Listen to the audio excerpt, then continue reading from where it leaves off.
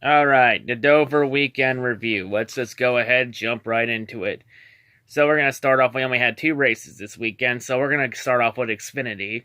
At Dover, of course, the round 1 elimination race for Xfinity at Dover. So, of course, 6 spots left and will be contested between 10 different drivers. Well, of course, once we took the green flag, Reddick and Cindric locked themselves mathematically in on points. So not even to start a race, we're already down to 4 spots remaining into the second round. But there was a lot of drama on the opening lap. Lap 1, Harrison Burton gets loose and ends up collecting his teammate and chase driver, Brandon Jones.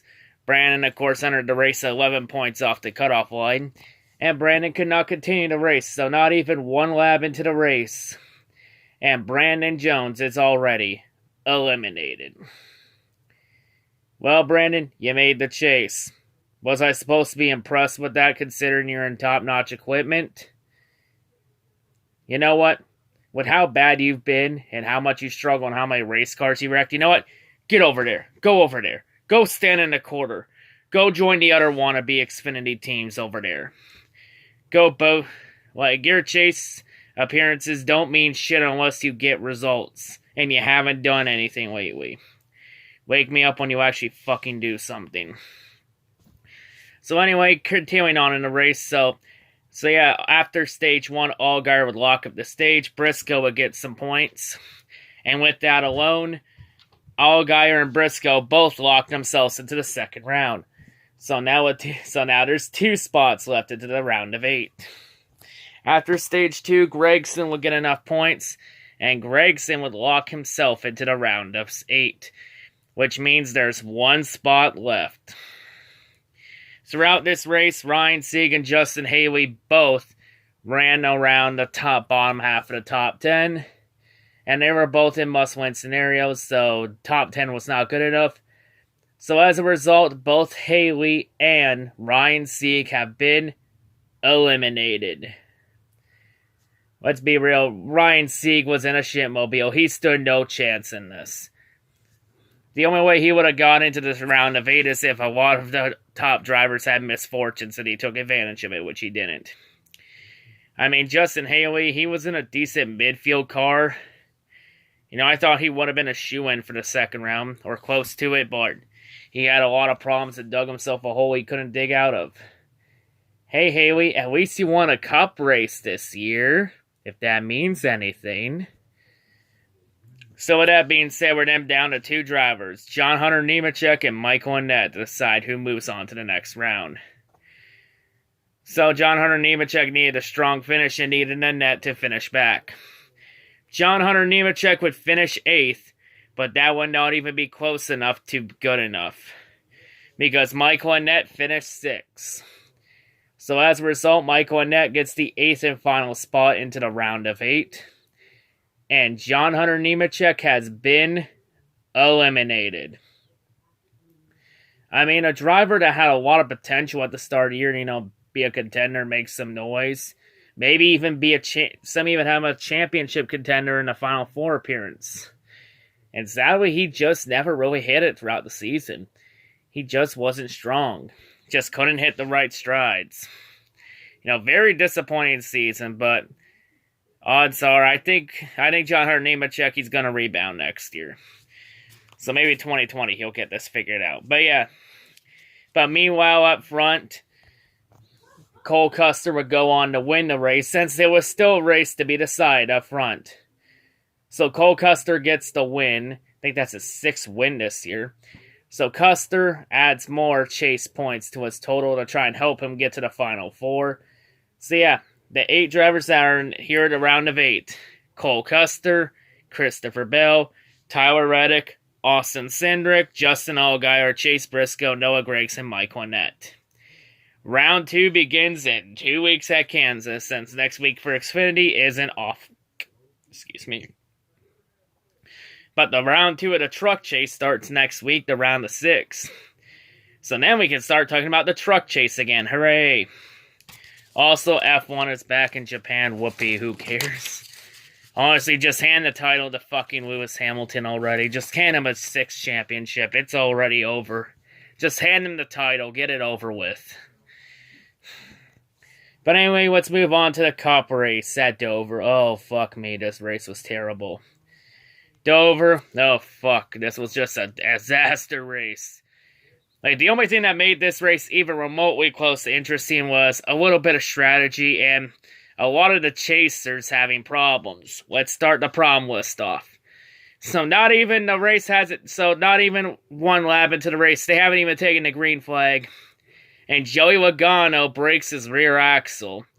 So Logano has to go to pit road, go back to the garage. Logano would come out.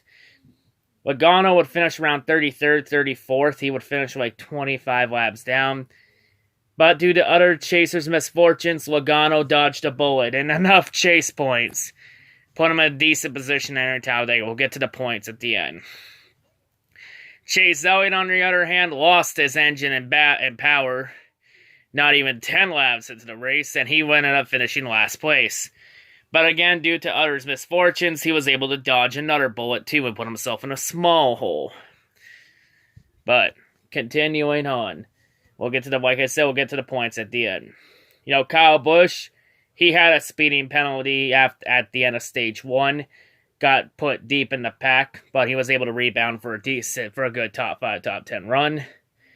William Byron, he also had a speeding penalty, which cut his good run down. He fell a lap down, couldn't come back. Ended up, I think it was 13th. And then Ryan Blaney lost his engine. Ended up like 35th. And Blaney's in a massive hole entering Talladega. You know, a lot of this race, there were only 8 lead lap finishers.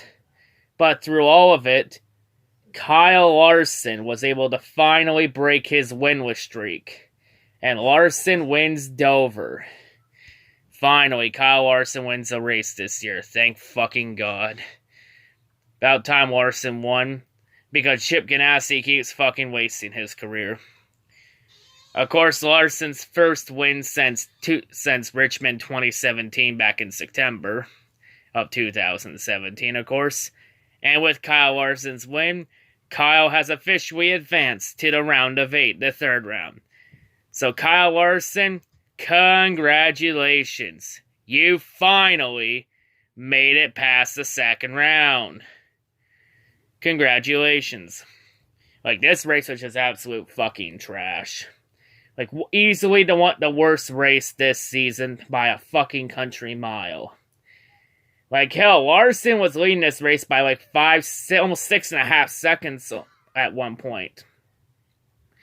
Like, the only reason Truex was able to come close to catching him was because of lap traffic holding him up. You know, but Truex knew he didn't have enough laps to get there. So, yeah, this is just a really terrible Cup race. This package sucks. I mean, Kyle Busch is right. Kyle Busch was right back in the summer when Kyle said the package effing sucked. He could bitch about it all he wants. And they still come back to Dover with the same thing in the fall. And we came back with the same thing in the fall. And the race is even shittier than the fall race. I mean, as much as I hate Kyle Busch, he did call it. So, hey, I'll give Kyle kudos for predicting the future. Even though, of course, we already knew it. But yeah, I think I gave my thoughts on this race. Next week, Talladega. So yeah, we'll go through the points. So yeah, the big wild card race next week. Because we all know how much of a shit show Talladega could turn into. But yeah, I'm done. Let's go with just the points. So here are the points entering Talladega for the Cup Series. Xfinity, we won't go through those points along with trucks until after each of their races. So here are the points. Truex, of course, 63 points. Truex just needs to either maintain that gap or increase it, and Truex locks himself in after Talladega with a solid run. Hamlin and Kyle Busch can also lock themselves into the round of 8 with solid runs too, or a win, of course. Harvick could too, but go with him up by 42 points. Those 3 are just almost above by a whole race. Keselowski only enters 20 points ahead, but we all know how good those Penske cars are at Talladega. And like I said before, especially at Talladega, No lead of any kind is safe, considering how, like I said, considering how much of a shit show it is and how unpredictable it can be. Bowman enters 17 points. Bowman had a really good run, and he took advantage of others' misfortunes. And of course, William Byron and Joey Logano are both tied for the 8th and final spot. But since the tiebreaker in the chase, in each chase round, is the highest finish in each round, that tiebreaker obviously goes to William Byron. At the moment, with 2 races to go in round 2. So yeah, Boyer, he pretty much ran mediocre all race, and he ends up 4 points out. But due to others' misfortunes, Chase Elliott only enters Talladega 7 points behind.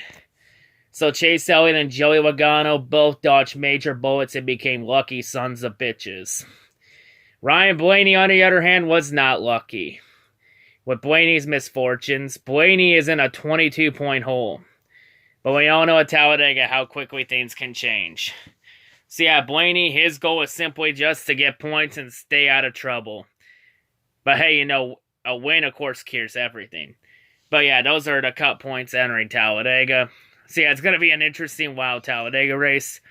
Or, actually, what am I saying interesting? It's probably going to be another 3-4 hour fest to follow the goddamn leader. The single file freight train. Please, for the love of God, bring tandem racing back. Please, I beg of you. But yeah, that's all I got to say. Hope everyone's a great day, and yeah, peace out.